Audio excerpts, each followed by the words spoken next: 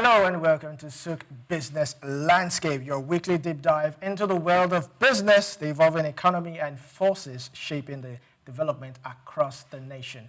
I am Olumide Sokoya and I have a gentleman and a beautiful lady beside me. Starting from my left, I have the ever-glowing melanin popping Omobola and Sandra. It's good to have you. Thank you very much, Olumide.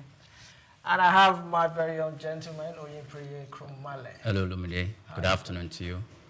Obalende, good afternoon to you. It's okay. Every time and all the time. Yes. I was thinking about the long syllable Omobola, Abi Omobola Day. So, the short form just go to. All right, so today marks President Bola Ahmed Tinubu's second year in office. Let's get your views. Who would like to go first? What would you like Ladies to say? first. Ladies first. What do you think? As much as I have a lot to say, but I really am excited to hear what Mr. Krumale has to say. No. Yes, I am. I look forward to what you have to say because a lot of people would 2 years of the renewed hope administration. There are certain things, there are highlights and all of that. I remember last year when we were doing the scorecard for all the ministers of this administration, the cabinet that makes up this administration. And, it was quite tough for me because I could barely score any of those ministers above 30 to 40%.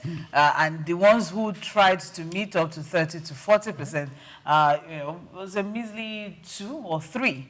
And it hasn't changed since then. I don't think much has changed since then. And it's unfortunate that, the role or the functions of these ministers is a reflection of, the president, whether we like it or not. So it's still my stance to a certain extent. But I really, really want to hear what Mr. Krumale has to say. Krumale, a bit of appetizer for today. Okay, I don't know what I should say or what I am going to say is because, that it's going to be because you're optimistic. Yeah, well, it's a positive thing to be optimistic. It is. And I'm looking forward to having that. Yes. I don't have it. Everyone should be to be optimistic. I'm a realist. Should be optimistic. Of course. Oh, talking about realism, I think I'm more of a realist. However, if the realist doesn't neglect the tendency to be optimistic sometimes. For President Bola Ahmed Tinubu, 2 years down the road and let's say 2 years or a little bit less than 2 years to go is something to watch out for. We know that last year is election year. It's campaign time. It's campaign. So in fact, campaign has already started. Exactly. Campaign has already started. So the thing is, for me, it is mixed feelings for Mr. President. Okay. And we must face that.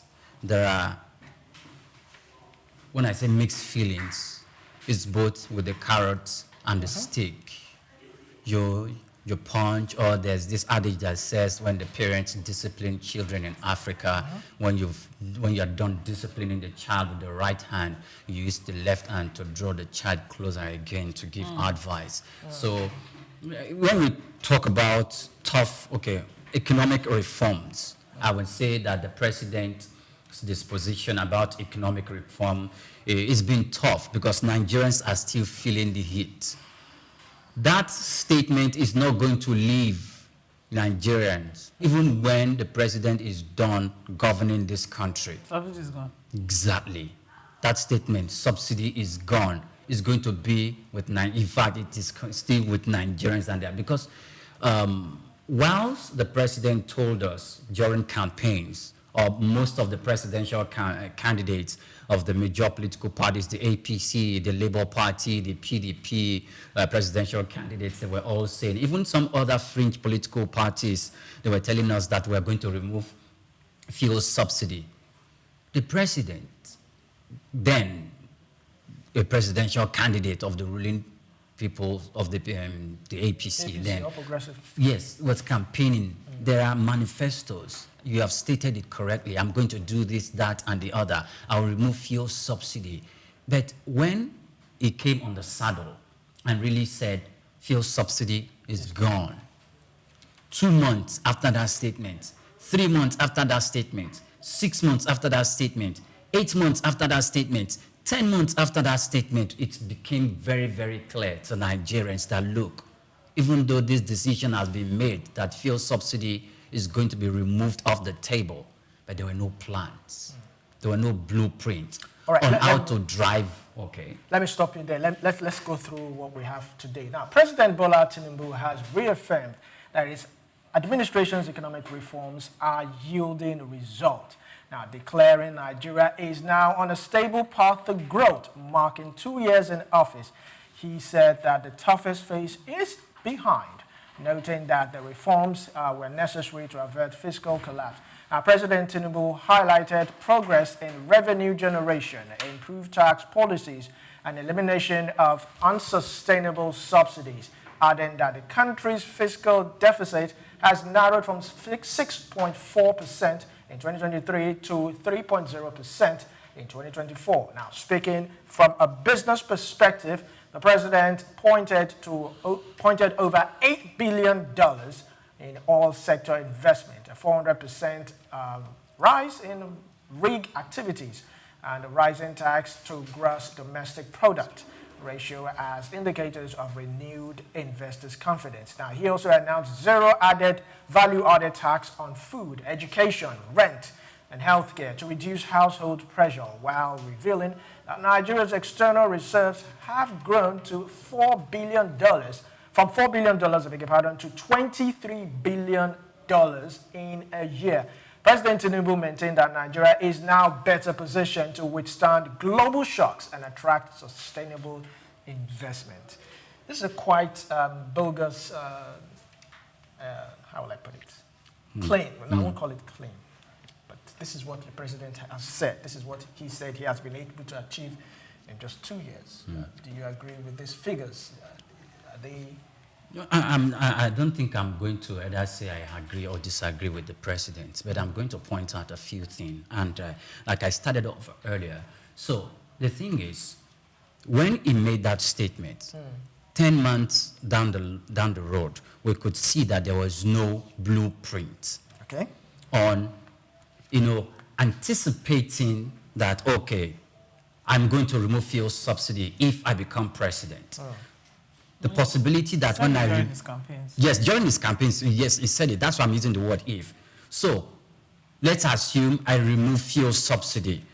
There's going to be economic shock. Of course, it's a policy. There's going to be policy feedback. Well, the economy is going to respond to that fact. And these are the possible ways that the Nigerian economy is going to respond. And when you respond X, Y, Z ways, this is the laid down plan for us to go through it and ameliorate those negative feedback or responses. It betrays that fact. There was no such plan. And when it betrayed that fact, some people felt disappointed. Myself, I equally felt disappointed. So it is obvious that the plan was not on ground. And we could see why the president's team, the economic planners, were trying to put things into place. The president came and I'm going to give, was it 8,000 or 12,000 at that time to Nigerians. Then later he removed Nigerians' complaint. Then he withdrew that back. It was not like a test run. He just experimenting, and that is not good for governance. I think there's a disadvantage in that part.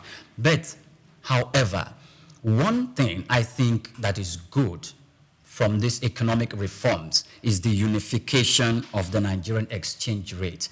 Because why is that good? Unification of the currency rate is expected to guarantee the dollar is valued equally across all recognized segments of the foreign exchange market. In order to achieve the high unified exchange rate, the low official exchange rate will converge towards the high parallel exchange rate. Now, I have something for you to read. It said unification of the exchange is expected to yield potential benefits such as fewer government intervention in the foreign exchange market, improve price discovery, greater foreign exchange supply, higher capital importation, reduction in budget deficit, increase investor confidence, and improve the sovereign credit.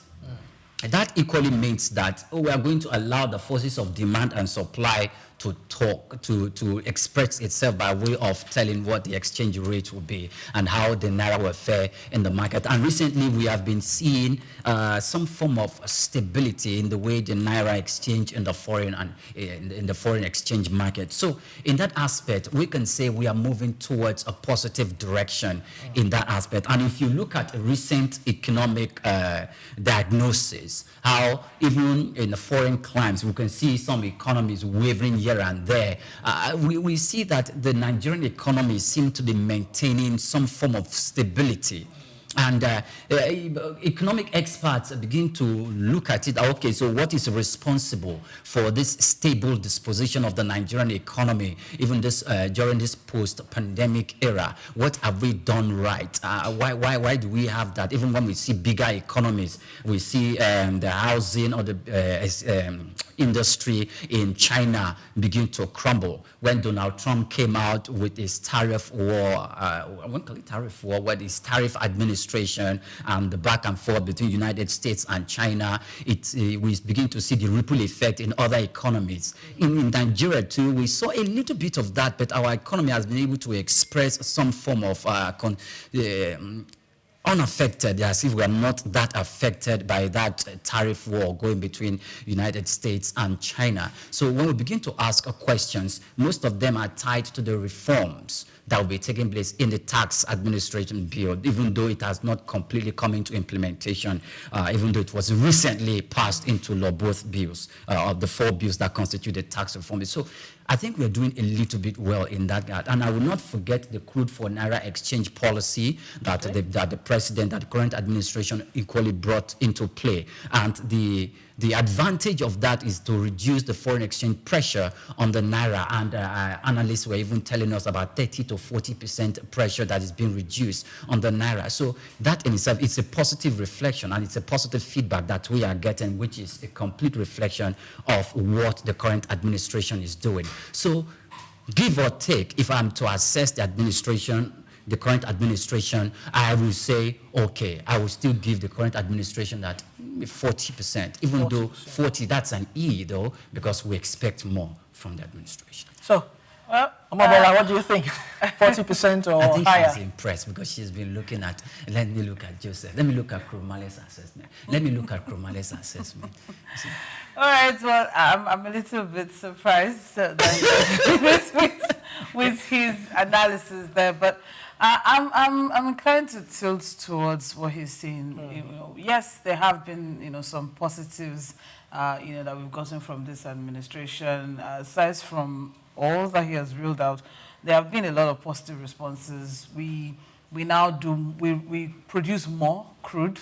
Now we produce more crude now. We've also been able to pay off debts to the international airlines, which was a big issue during the previous government. Exactly. They kept crying out. They kept, our money is stuck. Our money is stuck. We need our money. We've been able to clear that as well. And the inflation has dropped as well from 30, even though it's still bad at 20-something. It's still bad, but it came down from 30-something, 33 or thereabout to 26. And aside from that, we've been able to. There are some good things that we've been able to do. We have also resumed. We have also resumed refining oil in our country. Hallelujah to that. I always thought that was something that we would always dream about. However, with all of this, it sounds really big and really bold and really amazing. But at the end of the day, the hardship, the poverty is still there. So the effects, the trickle-down effect to the masses, the people, they're not feeling it. So to a lot of people, it just seems like something that seems very far away. But what's it doing to the masses? How are the masses faring? Are they really enjoying the benefits of all of these things? The economic reforms, tax policies, and all of that. But yes, some of these things, figure-wise, numerical-wise, up there, it seems really, really good.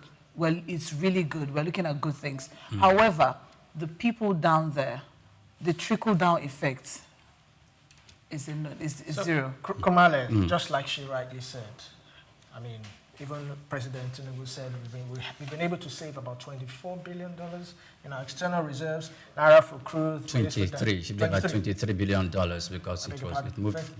So, just like you rightly said, are the people, the common man, are they feeling all this impact? This 40% which we have scored President Tinubu. Okay, so can you go to the street today and ask the common man?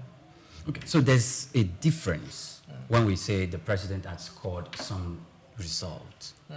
The previous administration excessively deployed the instrument of the ways and means instruments to borrow, to cover up for the deficits in the budget. But this current administration is telling us it's not going to use that, even though current diagnosis has shown that, look, we might need to do that. The president might fall into that because the proposed dollar exchange for a barrel of crude were for $75, and currently we have less than 60, we have 69 or less than $70. So I can see that and say, the president, maybe the administration may go back to the ways and means instrument. But the thing is, going back to the main question you asked, if these positives, these little positives that the administration has achieved, reflect in the purchasing power of the man, the average Nigerian in the street, I would not say it has. So, because most of the time when we reel out things on black and white, that this is the positives that we are recording from the economy. There is a reduction in this, there's a reduction in that. It has reduced the dollar to the naira, the pressure from almost 30%. And we begin to say, okay, now even the government, those who buy, will get shipment, the crude for naira, yes. When they get it, and they're no longer buying in dollars, they're buying in naira, even to the dollar equivalent. So let us see the translation of that in the reduction of transportation, which is the.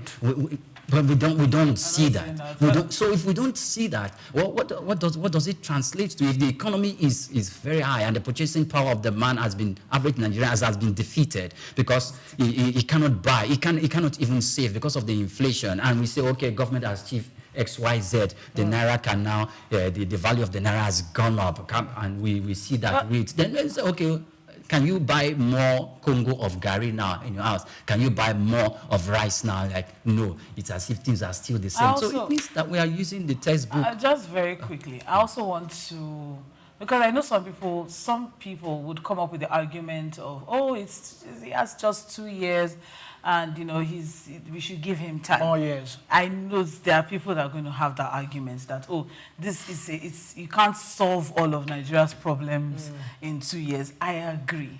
I totally agree. All right. But I have just one argument for that. And that is that the administration is not showing us that there's something promising. Let me put it this way. If you are telling us that, see, all of the pain and the hardship that the people down there are going through is necessary. In the first year of the administration, everybody in the administration said, oh, we have to make tough decisions. The president has to make tough decisions. We understand that. Whoever, why is the tough decision only affecting the masses? Why is it not affecting the elites? Why did the president, why was he able to afford a jet? The argument is, it was bought before he came in, and they just had to bring it in. It could have been pegged. Aside from that, he also bought the beast as well. Aside from that, all the members of the National Assembly got brand new vehicles, SUVs as well. Was that necessary? The 15 million renovation of the VP's house, was that necessary at this time? I just feel like while we applaud the reforms and the policies and all of that, but it shouldn't be made to look like only the masses should tighten their belts. Everybody in Nigeria should tighten his or her belt. And then if you say, oh, we have to do what is necessary in order for us to be able to make things work. The president traveled to Paris almost 8 times in 2 years. Why? On medical tourism. And then, you say, oh, we have other places where people travel. But we also have other places where presidents had to make sacrifices. The Venezuelan president, how much his salary is? you know. And then, of course, the famous one that Dr. Idahosa is always mentioning, Singapore. So sacrifices should come from the top. So that's why I was saying, as much as we applaud the administration for certain achievements and all, but as long as the trickle-down effect to the masses is not being felt at all, they are not feeling those achievements. It's as if nothing happened. It's as if nothing is happening. All right, so sacrifices must come from the top, not just from the bottom. We, the masses, have tightened our belts. We hope that we hope that we will not have to tighten our belt even further. You know, so we'll go on a short break. We still have a whole lot more coming up shortly after this break.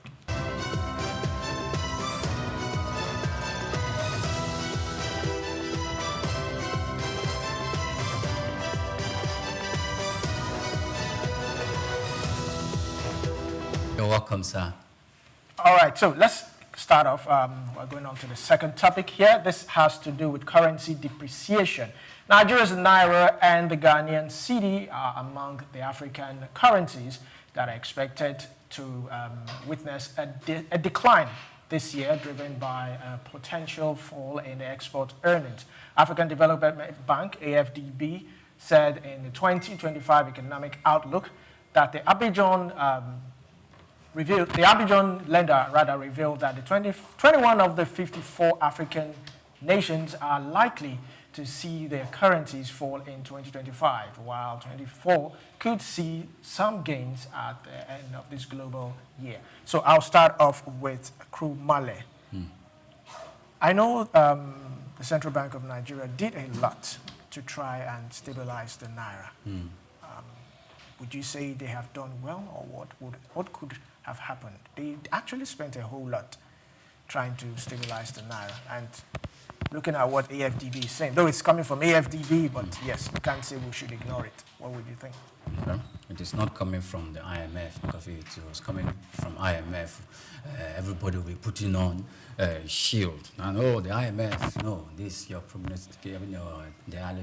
analysis are not correct. Maybe it's coming from the African Development Bank that is I'm also... enjoying Mr. Which is the bank? I'm enjoying Mr. Krumale's analysis. that is coming... I'm enjoying it. It's coming Please from the carry on. African Development Bank. So Okay. I think they're in the right position, because if you look at some of the contributions they have made to the advancement of the Nigerian economy, they've done quite well, positively, and we can equally tell of their recent collaborations with Nigeria. However, if they say the Nigerian Naira and the Ghanaian Cedi are going to suffer, it's obvious that those from the French colonized Kenya, countries Morocco, and all of that, they are shooting up. Yes. Why are they shooting up?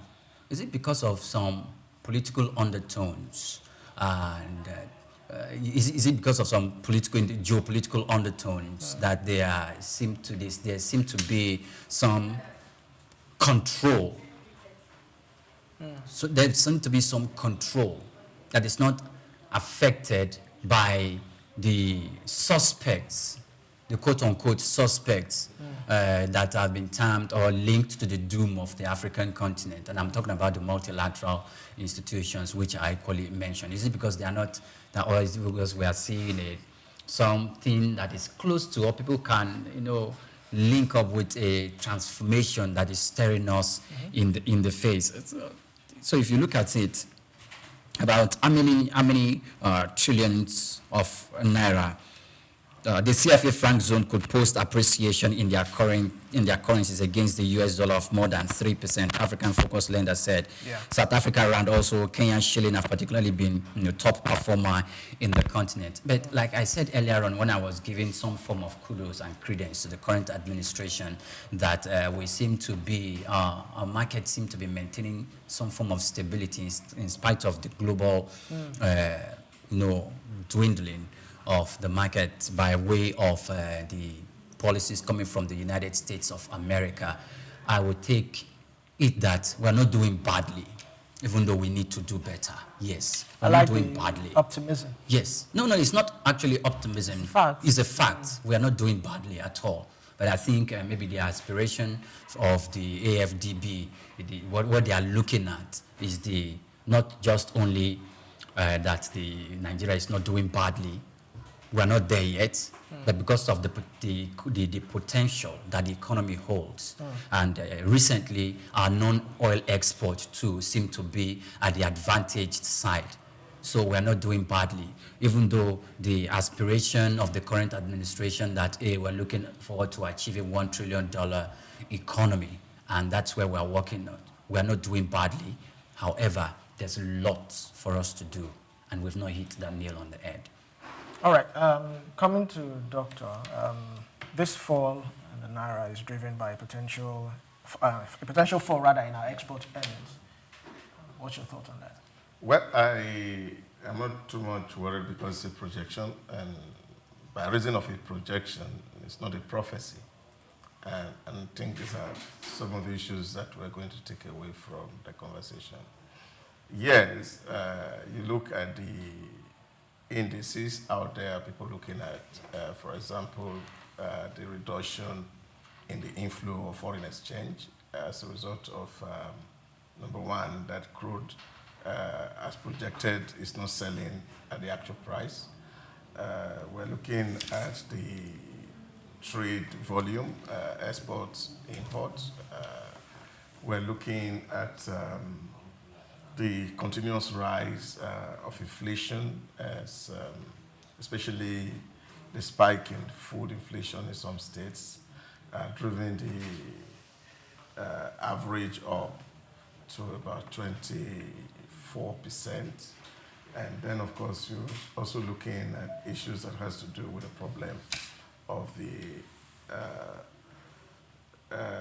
rates of interest. The MPR has been 27.5, which is persistently very high. Yeah, but in all of all this, and I think the CBN of Nigeria is confident. If we look at what has happened in the first quarter, the Naira has strengthened, and I'm not expecting that much is going to collapse on our head. And I think we also look at it vis-a-vis the point of view that Olujuri, the new NMC group managing director, is pushing that by the end of the year he's going to be doing 1.9, and that of course is going to drive a lot of revenue that is going to come. And I think when this projection was made, the export of the polypropylene by the Dangote refinery was not factored into this. Of course, recently we also have that Dangote is also going to be exporting fertilizers about 16,000 tons. Yes. All these things were not factored into the AfDB's calculations. And so I take it for a projection, not a prophecy. Okay. Over to you, Omobola. You seem to have a whole lot to spill. First off, I pity Dangote because there's just a lot on this poor man's head. Because it's almost like he's carrying the problem of the country. There's a lot of expectations from on Dangote, and he's just a businessman, really, at the end of the day. However, well, I just like the doctor said, it's a projection, but what are the necessary people who are supposed to be in charge of our economy? What are they doing about this? This is what AfDB is saying. Should we sit down and ensure that it doesn't happen? What are the things that are being put in place?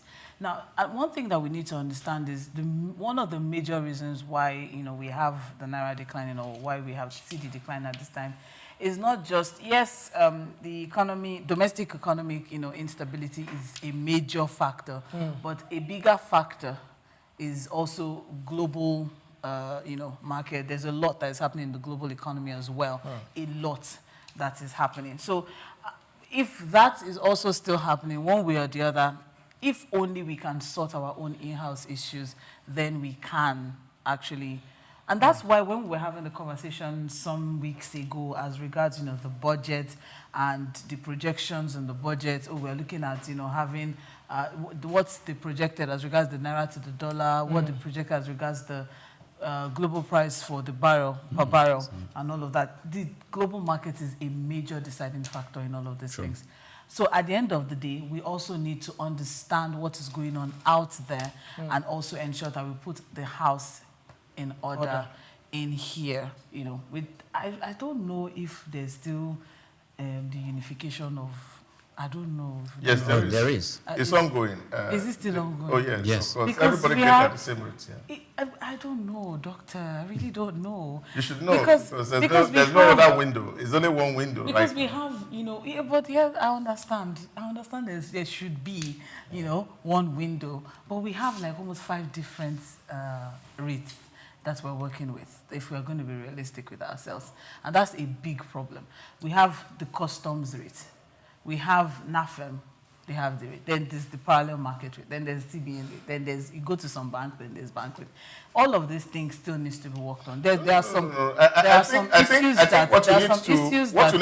issues that, you know, we still need to solve. No. Take for example, in-house as well. what you talk about the custom rate.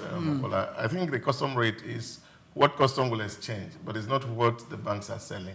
So there are 2 different things. So if you're going to clear goods and custom is going to charge you, and of course they're going to take the value, they are likely, because the gap between the official and the parallel is so close. And what you do in that case, you don't take the minimum, you take the maximum. And I think that's what they are doing. So it's not a new window. It's not a different window. It's not a new window. Yeah, so what they're doing is that, you see... And it is still yes, open. you see, you look And at... it is still... It's the range. And it is still working. No, it's the range. So I think I just feel the like range it's something between it's something the that official and the range that needs to between be worked on. the range between the parallel. And I think that's where we need to actually look at it. So if you go to the bank, what are you going to get? So you are not going to get anything lower than what is official in the bank. You can get things higher than what is official. And the margin is very close. So the margin is close. So I think that's what government has done. And I think that's what a lot of even business people are happy with. That you are not... No. Oh, yeah. Doctor, for a lot of, you know, importers and exporters, people who do business across ports, it's a big issue for them. No. They are so happy with the stability. It's Okay, but in it's 2 a big months, issue for two them. months And who are these ago, people that are so happy? 2 months ago, No, there's with a the convergence. With the stability. If I'm not mistaken, I'm 2 talking about the months, customs rates. 2 months or 6, okay, 2 months or 6 weeks ago, if I'm not very certain, there's a convergence between the official rate and the parallel market rate. Okay. So at that particular, even though the government came and really sang a song about it, yes, it is good. However, the recent effects of global trends and economic outlook has equally made it to be a little bit, you know, farther apart, but not something that is very look at where we are coming to from. Acknowledge. Yes. In those 8 days, we were looking at some people buying at 196. Yes. Some people were buying at 400. Some people were buying at 450. And while the parallel market was 1,600. Now, when you look at the gap and the different windows that were available at that time, and you see what has happened now, you see that we are almost at that threshold of having, but I don't think there's anywhere in the world where the rates are actually perfectly the same. It's not always the same because the margin of sale is always there, and that variation will always be there. So, but having been able to stabilize that margin for a very long time now, since, of course, the floating of the rate, and I think it's what people can say, yes, we have stabilized, and of course, the money market is also getting stable a little bit, and business people can see this and they can interpret this. I think that is equally one of the reasons why the Monetary Policy Committee in a recent meeting actually maintained the MPR for 27.5%, because that has been the prevailing figure even before now. And they saw the stability in the market as one of the indications to take that specific decision. So I think we are not doing bad in our estimate, like I said earlier. But I think the real issue here is, of course, the prediction that, of course, you're going to have Doctor, let's have Bola. That is the major issue. Yeah, but what are the things that are going to be the driver here? Is how do we increase the non-oil exports? These are the key driver.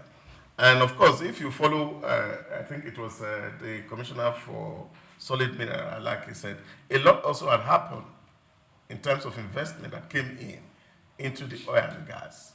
there's a lot of investment. New rigs are being built, which has not happened in the last 30 years. Now, we also see that mining is also taking place. For example, in Nasarawa State, a factory for mine has been opened, and the second one is about to be opened. Now, what this means is that it will also drive up our exports. So the point I'm making is that, yes, while we are cautious about the parameters and the dynamics of the economy changing, but there are also some things that are at work locally that we also need to factor into those projections. That's why I'm saying it is not cast in stone, it's not a Quran or a Bible that you cannot change. So we have seen that even the almighty World Bank come up with a figure this month, and next month they change it because the indicators also have changed. Yes. And so we're also expecting that this also happen to us. Don't also forget that most of the things we're talking about, we are just coming out and getting into food production section right now. Harvest section is on in a number of states, and that also will have to affect the prices of goods and services. So that's the point that I'm making, that it's not likely to be as it's projected. Okay. That's why I say it's not a prophecy. All right, this is still Souq Business Landscape. We'll go on a short break, and when we come back, we'll continue. Stay tuned.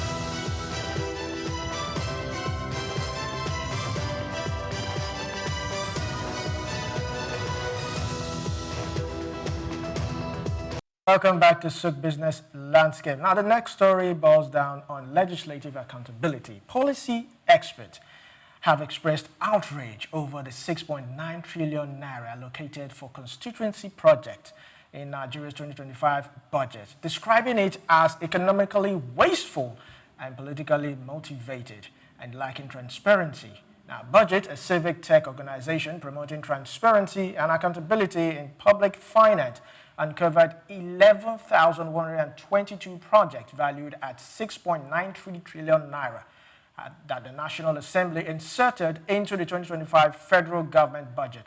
President Bola Tinubu signed this budget, which is 54.99 trillion naira appropriation bill, into law in February, nearly doubling the 27.5 trillion naira appropriation for 2024. Now, this is a significant increase from its earlier proposed 49.7 trillion naira.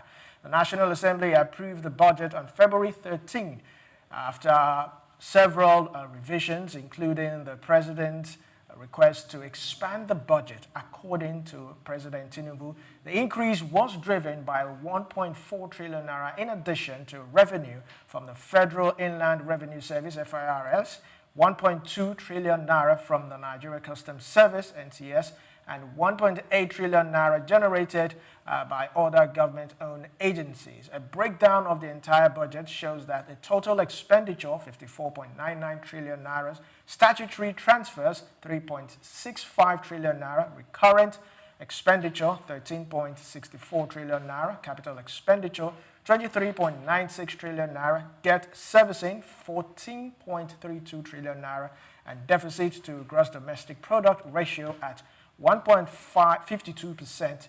He originally presented the budget on December 18, 2024, branding it the Restoration Budget, securing peace, building prosperity. Now, Budget lamented that what started as an isolated irregularities in the budget implementation has now become a deeply entrenched culture of exploitation, hijacked by powerful political interests, particularly top-ranking National Assembly members.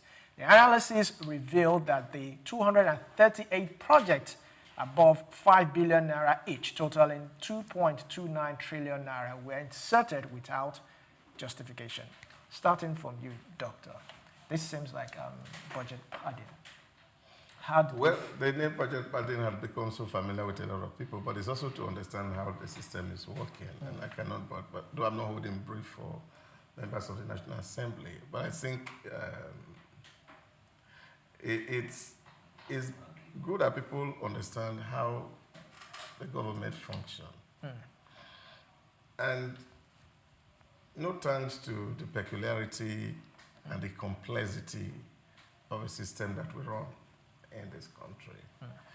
this argument of constituency project has been there, and I don't think there is anything new, not anything new. This conversation started at the beginning of this current dispensation, as early as 2003, during the President Obasanjo regime. And the argument was simple, that the members of the National Assembly said, we are elected just as we are elected. And the basis of our election is also to ensure that the people we represent, they have the presence of the federal government. That is why we are in Abuja.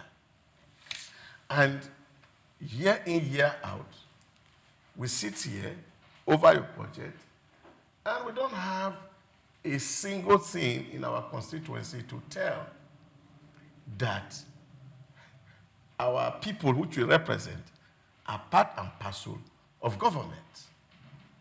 And I think at that heyday of the instability at the National Assembly, it was concluded that members of the National Assembly should submit projects they want in their constituency, and they are infused into the federal budget. So it has become a law, really. So what is happening here is that once the executive submits their budget to the National Assembly look at the budget, and they are seeing how much of their projects are accommodated in the entire spending. And depending on each committee to say, well, if, for example, Ministry of Education brings in a budget, and then the committee that is sitting as the committee oversighting the Ministry of Education says, yes, this is a budget from the executive. What is going to my constituency in this your budget? But who checkmates this? Who checkmates this project? What goes, no. It's submitted, came back to the ministry. Okay. And it's factored into the ministry budget. And that was why about 2 years ago, a year ago or 2 years ago, there was a lot of issues when some law members were accused of not executing, that those budgets, they were funded, but they were not executed. But I think for me, is not whether the projects are injected into the project, okay, but are they carried out? And if not? And if they are carried out, who is responsible for doing that project? Hope is not a company or a front of the honorable member. And I think this is where the civil society need to be very, very active. And this is where our eyes need to be open to see that if these things are made part of the budget, which is a law, the president has signed the budget, so there's nothing illegal about it. It has become a national law. What is left for us is to ensure that this law is implemented to letter.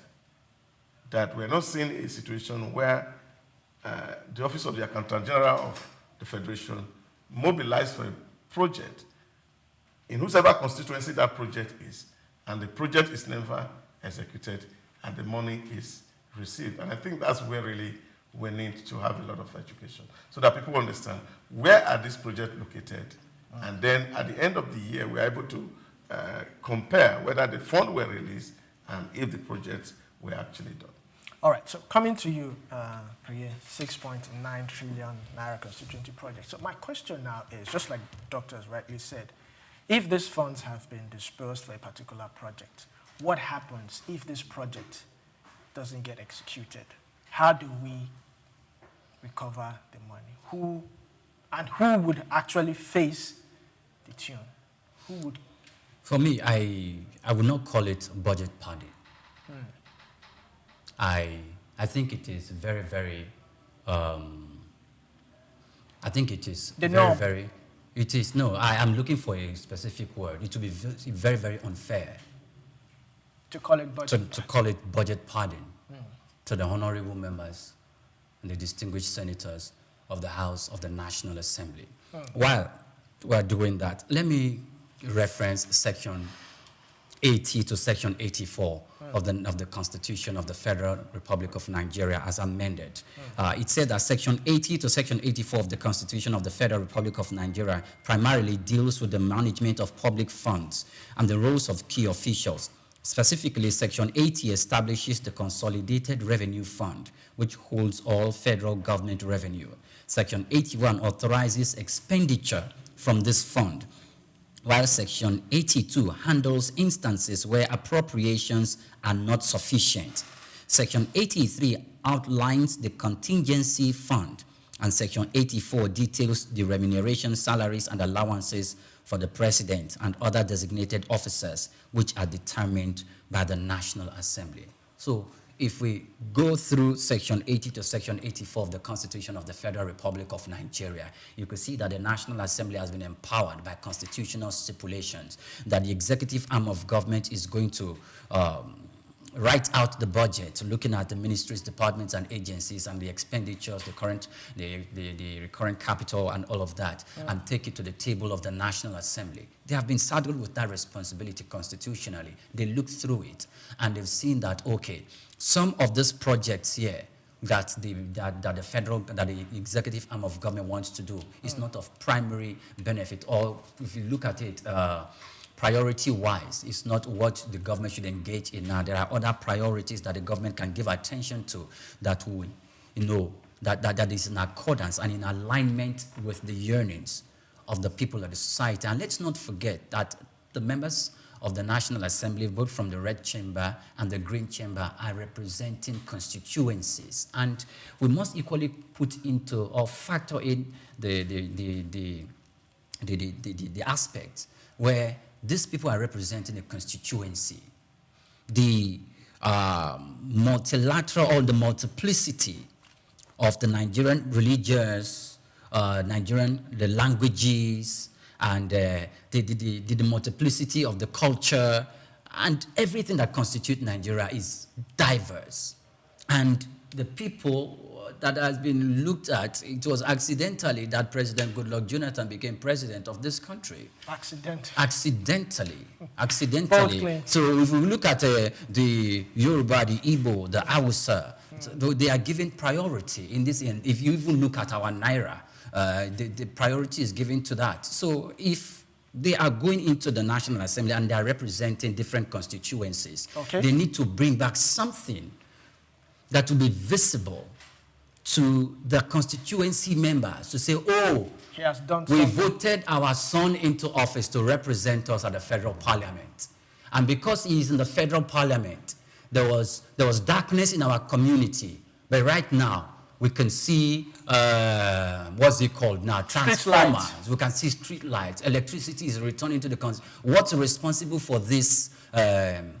For this thing, okay, we voted someone in, and he has either he's gone to lobby his way in parliament, or by virtue of constitutional project is attracting development to his constituency. So in that he somehow must have healed the yearnings of the people in the constituency. And I also understand that that is not only their primary responsibility in parliament, because their primary responsibility and their work in parliament can also be assessed by the number of bills, the nature of bills, the kind of bills they were able to sponsor on the floor of parliament. And if these bills, are in alignment with the yearnings of the people at the ebb of society in their constituencies, these two factors, then I can say, yes, of a certain, they have fulfilled the mandate of the people that voted them into power, either in the constituency or where they represent, either in the Senate or House of Representatives. Now, if you look at it, 11,000 projects, and you can see some of those projects. In fact, I saw the breakdown of budget. Some of those projects, one of it costs about 5 billion. Others can go to the tune of 500 million naira, and the budget call it reckless and hijacking. I think I respect what budget is doing, but in this specific case, let me bring it back to the question. Yes, you have said these people, they've been elected to make sure that their communities are doing well. It trickles down to them. So my question is, when these lawmakers, when they collect this constituency allocation, Yes. and they don't do what they're supposed to do, what happens? They What don't is collect next? it. It doesn't go to them because it is the goes to the responsibility to the MPs. It goes to the executive MPs. arm of government, and it goes to the relevant ministries, departments, and agencies to execute. So when we should be holding account right now, we can reference the Bureau of Public Procurement. Okay. When those companies that came to bid for this contract to be executed, and if there are laws that look, you are in government, and you must not be, you can't not have companies come to bid for contract, and you, a member of the House of Reps, in that particular, that you are in the committee, and you are a director in one of those companies, please, you should not be in that committee. You should not be a member of that board. In fact, you should resign as a member of that board of that company, so they don't win the contract, because we see you as being in a place to influence the outcome of that bid, and equally to influence the way and manner that contract is executed. So if we are going to put that into consideration, even though they have successfully won those contracts to their constituencies, they completely must not be part of the execution process. I think so. You see, the problem is actually how to balance our federation. There's a whole lot we need to balance in our federation. Because, like is being said today, the Emilokon kind of ideology, it is turn by turn. So if it is your turn, the person ensure that projects come only to where he comes from. And in that case, the provision of the Constitution that says that there should be national spread Yes. is defeated. That was why Obasanjo is a smart person. They came to that conclusion. So you cannot appoint a minister from every constituency. The Constitution has made provision for how many that can be appointed. Yes. Now, so if you don't have a minister who is going to represent your constituency, you are on your own. But you have a member of National Assembly who is representing his constituency. So, and he can see, is there federal presence in my constituency? And if there's no federal presence, what happens? Okay. So this is the challenge, and this is what this is going. But I feel that the National Assembly should be monitored to ensure that they don't do things in a way that they take away the responsibility of the MDAs. Okay. All right, let's quickly go on a short break, and we'll be right back. Stay tuned.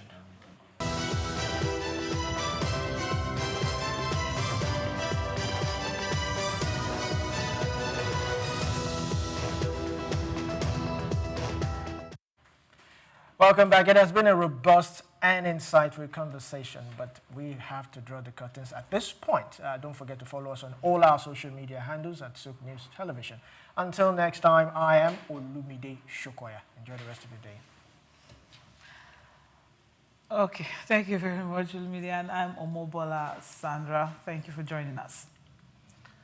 Osamanze Idahosa is my name. We do want a federation that works, where every MDA do what they should do. And then, of course, we can win the National Assembly from constituency projects. Yeah. And let the governors work. If you are a member of the National Assembly, either in the red chamber or the green chamber, from my state, Delta State, and there is no constituency project for you, you are not useful.